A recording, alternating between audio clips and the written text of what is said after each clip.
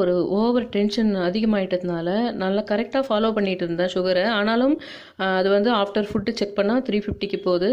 அதனால் உடனே என்ன பண்ணியிருக்கேன், நான் அதிகமாக வாக்கிங் போகிற டைமை இன்க்ரீஸ் பண்ணி இங்கே வரகரிசி சாதம் பண்ணி அதில் ஒரு 7-8 வகை காய்கறிகள் போட்டு வச்ச சாம்பார், இந்த கோவக்காய் பொரியல். உங்களுக்கு அந்த நான் வச்சுட்டுருக்கிற வரகரிசிக்கு ஈக்குவலாக நான் வந்து அந்த கோவக்காய் பொரியல் வச்சுட்டுருக்கேன்.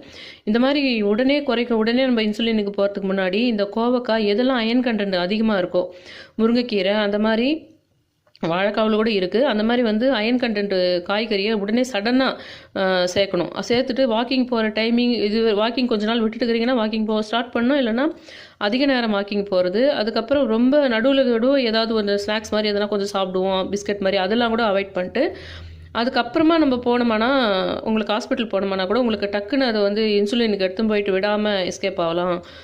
ஒரு மில்லிகிராம் மட்டும் கொஞ்சம் ஏற்றி மாத்திரை தர மாதிரி சுச்சுவேஷனுக்கு இருக்கும்.